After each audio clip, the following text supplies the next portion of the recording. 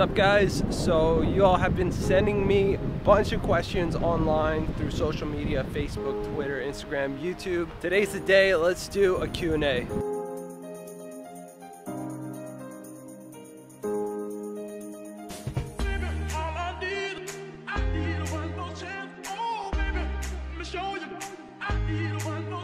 By the way, it's super windy here. I'm in Florida and I was trying to avoid the cold winter up north, but it's pretty windy and pretty chilly down here. Definitely not the vacation time that I was looking for visiting. Definitely beats the winter up north. I saw a bird that was frozen to death. That's how bad it was. We got a bunch of snow and very low temperatures. My banana even, oh my gosh, the camera was about to fall. My banana even froze. Look how cold it is out here.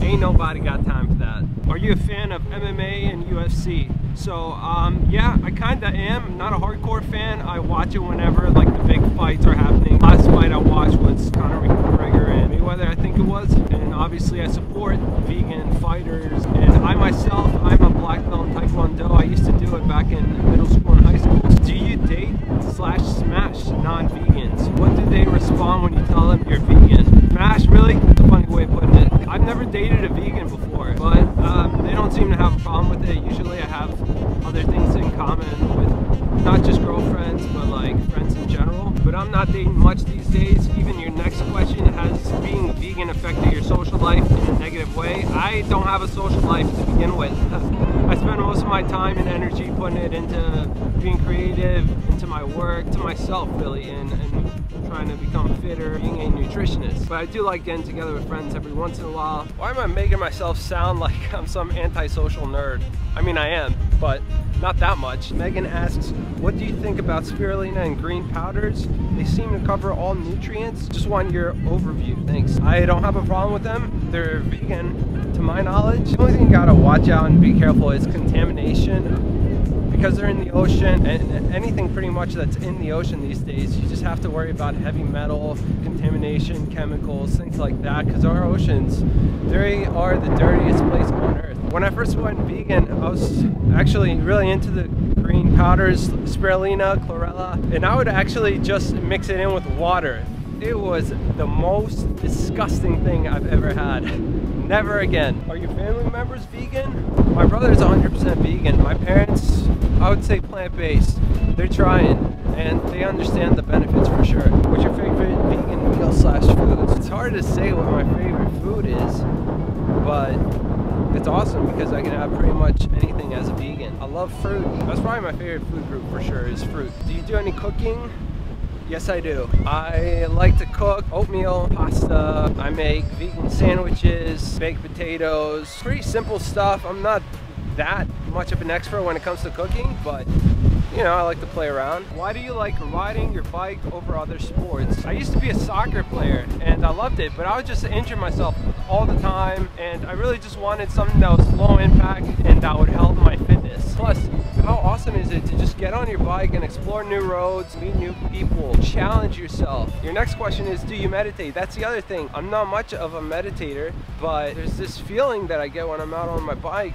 It's like I'm clearing my mind. It's almost like meditation. Maybe I should do a bit more meditating. What's your favorite vegan product to use? I'm not much into products. My diet is pretty much a whole food plant-based diet, so pretty much anything that comes from the earth.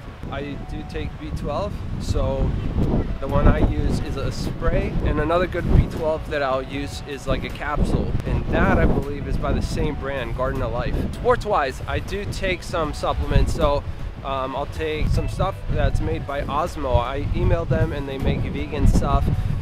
I'll use an electrolyte as well as a preload kind of electrolyte, so to really get you hydrated. You know, I'm talking about for like long rides, obviously not short and non-intense rides. Immune links, do detox drinks work? I haven't tried too many detox drinks myself. When I transitioned to a healthy diet, I just went straight for whole foods. That's what made sense to me. But detoxification for sure is real, and you definitely don't need any special drinks or anything like that to get it. But there are a lot of benefits from people who go on like 100% juice cleanses for sure. There's actually a good clinic out west. It's called True North Health, and they do a lot of stuff with juice fasting, so I would recommend them. If you're gonna do any detox drink, like no food, just 100% liquid, definitely have it be supervised. Laura asks, what is your #1 go-to meal? In my family, we've always eaten pasta. Like, that's always been the main food. We're Greek, all my family's from Greece, so pasta is like huge there, and so pasta has always been a staple. And even these days, I'm eating a lot of pasta, whether it's whole wheat or just regular pasta. I make a pasta dish, spaghetti with some nice marinara sauce and vegetables on top. I usually have it every week. Topsoil depletion awareness. How much broccoli or anything do I need to eat so that distilled water doesn't have a bad effect on me? All I know is the answer is always going to be more broccoli. It's never going to be less, so eat more broccoli. I've always drank spring water. I've always felt that, you know, it comes from a natural spring from the earth. I feel like that's going to be the most natural thing. And whenever I buy a water bottle, like, I'll always look at and make sure there's nothing added to it. So spring water has always been my go-to. Zahad Mohsin, bread and weight loss. Bread. So there's some good bread. Dave's Killer Bread makes some good bread. Pretty low fat, got a lot of whole grains. So bread in itself is healthy, but it all comes down to caloric density. The thing with weight loss is you have to eat a lower caloric density than you're already eating. So if the bread is the same amount or more than the caloric density that you're currently eating, you're not going to lose weight. If you want to hear more about caloric density, I made a whole video on it. It's a great concept to master if you're trying to lose weight. But overall, I would say bread can definitely be part of a healthy diet. Maybe limit it a little bit if you're trying to lose weight. Maybe go for like whole foods. So like, you know how bread is made out of wheat? Maybe try eating whole wheat grains, like just like you would eat rice. Just boil that and eat it, or eat rice or any other grain that you like. But I would try to avoid the processed foods as much as possible if your goal is to lose weight. I'm vegan and 48. Am I too old to start cycling? I'm not super fit, but I'm working on it. I used to be a runner, but now I'm afraid to hurt myself with little injuries or back problems. Terry, you can definitely start cycling. My dad is 55 and he's cycling, and so when he was younger, like 18, 19 years old, he used to be a kind of like a semi-pro cyclist. He was on a team and everything, but since he had us, he moved here to the States from Greece, he kind of gave that up. And since I started cycling back in 2013, he was in his 50s. Okay, and he started cycling and he's seen a lot of benefits. Health-wise, he's lost weight.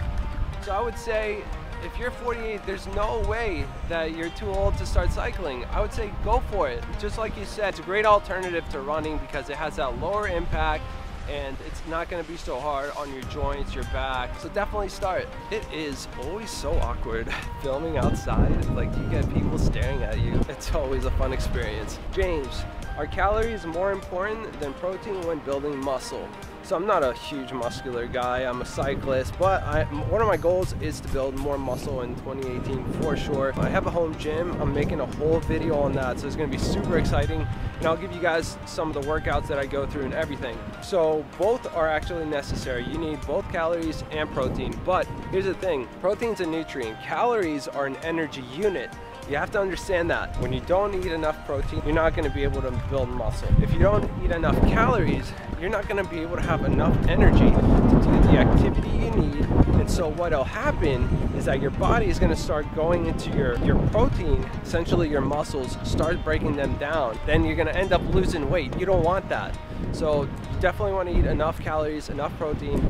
Whole food plant-based diet is definitely adequate and enough protein. Eat as much food as you want. Make sure you're eating enough calories, that way you can make the gains in the gym. Feels good to be back on YouTube and start getting my inboxes spammed again with a bunch of questions. I love it. Keep it coming, you guys. I love going through all of them. Let me know if you guys like this style of Q&A, and if you do, I'll do more of them. Alright, so let's keep it going, guys. Belle, your question is how to prevent hair loss on a vegan diet. You're kind of asking the wrong person here. I wish I could give you the talk with the walk, but unfortunately I have lost my hair. I'll give you some tips, alright? So definitely you want to live a low stress life. You want to make sure you're getting all the nutrients, get enough sleep. These are all things that will definitely help prevent, but not 100% prevent. There's no way you can 100% prevent it. I'm gonna make more videos on this topic. I think it's important. A lot of people obviously care about it, but I'd say those 3 tips are definitely a good place to start. I'm gonna put this back on because it's pretty chilly. And you know what? I kind of feel like going to the beach. Let's go. Oh man, I think I like this setup a little bit better. Sakis Nicolas, what's your opinion about Dr. Morse? Looks like Emily's asking about Dr. Morse as well. I've seen Dr. Morse in his videos in the past. I haven't seen any of his recent stuff though. I know he's lost a ton of weight, which is awesome, but I think he shares some good tips about water. I don't know, at least from like a video I saw. But let me know, is there a specific thing that you guys want me to look into that Dr. Morse says? I know he talks a lot about detox and stuff, and you know my thing is more like a whole food plant-based diet, but let me know if there's something that he talks about and you guys want me to cover. Alright, Josie, you have a couple questions. What supplements, if any, do you think most people living in the westernized world should be taking in general? I mean, it depends on a personal level, I think. If you're eating the USDA guideline, you're most likely going to be getting all the nutrients. Doesn't necessarily mean you're going to be eating a healthy diet. But here's the thing, I saw a stat once, I think it was on nutritionfacts.org, that 98% of Americans are deficient in potassium. I wouldn't recommend a potassium supplement, I would recommend more fruits and vegetables. Now considered a certified holistic nutritionist, awesome, good for you. And I'm still studying to further my knowledge and improve my confidence in the field. I wonder if you, who has a master's in dietetics, ever personally find it challenging to retain details about nutrition. Do people ever catch you off guard with their inquiries? I know nutrition is such a new and complex field, and researchers are discovering new things on it at such rapid rate all the time. Yeah, I mean, I get caught off guard for sure, and I think that's something to expect. If you're a nutritionist, a dietitian, any type of health professional, you have to stay current on all the data that's coming out, all the information and the evidence. So yeah, always try to learn as much as you can. There's so many things in the field of nutrition that you can learn. You're vegan, as am I, and you promote vegan nutrition. Do you sometimes work with people and suggest meal plan animal products if the person is determined to keep eating them? Also, do you advise them things in accordance to certain diets you may not agree with? Paleo, totally raw vegan, Atkins, etc. You kind of have to meet where people are. So you can't force someone to go vegan as much as we probably want to do that. I always advocate a plant-based diet to everyone that comes to me. And FYI, I've never worked for a vegan organization in my life. I wish. I always try to incorporate it in any way. So, in my last job I had, I promoted plant-based milks all the time. And just by mentioning the plant-based milk, people would bring up the questions by themselves and say, well, what do you think about them? Are they healthy?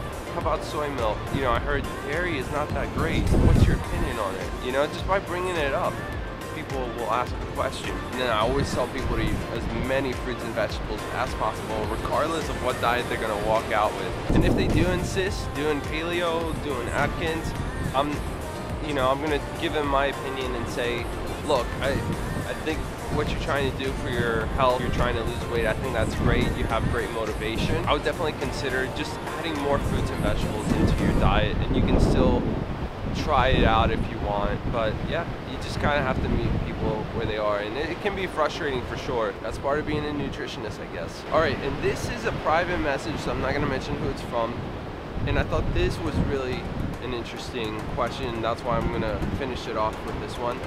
Hey, I have been following and liking your posts for a while. I'm struggling, and I was looking for advice, encouragement, for someone to check up on me. I originally went vegan in 2011, and after reading Eat to Live, I really healed a lot of my issues, but especially my depression, which is interesting because we talked about that a few videos ago. Things have happened in the last 3 years that have kept me off track. I can make a ton of excuses, but needless to say, I am the worst vegan ever. I really could use some advice to get back on track. Thanks. Alright, so I'm sure that this person is not the only one that has thoughts like that. Silence all the voices out. The ones in your head, the ones around you. Silence all that out. Get in touch with yourself on a deep level. Alright, sounds like frou-frou, but trust me, silence all of it out and talk to yourself, your actual self. Ask yourself these things. What's important to you? What do you want to achieve? Is your health important? Do you love animals? Are you a compassionate person? What about the environment? Forget about the judgment. That's your choice. That's a choice you're gonna make. Own it. Life is all about choices. Any decision that you go through, you're having second thoughts, you always have to just recollect your thoughts. Decide whether you want to move forward or you want to change paths. That's what it comes down to. You really have to ask yourself some of these questions. Understanding the why is one of the most important things. Once you understand that, then you can move forward. You can start educating yourself on the how. And these questions are going to make you stronger as a person. So, you said some things have kept you off track. What are they? You know, are they your social group, like your friends, your family that have kept you off track? You have that strong foundation. Nobody can touch you, man. Nobody can have an effect on you. Was it maybe the inconvenience? You know, then you just have to plan a little bit better. Maybe you have to pack some food on your way to work or on a trip or something. You know, you have to find what these issues were that kept you off track and fix them. And that's what I'm here for. Feel free to reach out if you have any specific questions or YouTube a bunch of videos. There's a lot of great vegan YouTubers out there who make awesome content, but I hope you find your way back on track. For anyone who's having trouble, that is, I hope you find your way back. All right, well, those were all the questions. Thank you guys so much for sending them in. I love going through all of them. If you guys have any more, send them to me at bananiac on Facebook, Twitter, Instagram. Post them down below. And most important, subscribe so you guys don't miss a single video. Man, it's gonna be a great year of videos, so stay tuned. All right, guys, thanks for watching. I'll see you in the next video.